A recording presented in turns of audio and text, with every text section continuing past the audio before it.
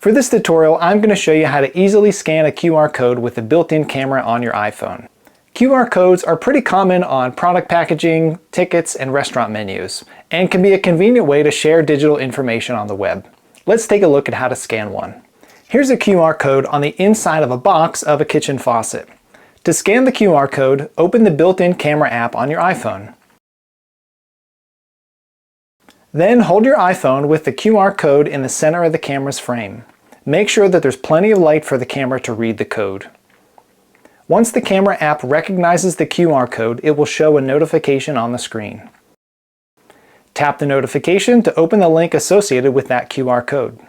In this case, this QR code pointed to the kitchen faucet assembly instructions in Safari.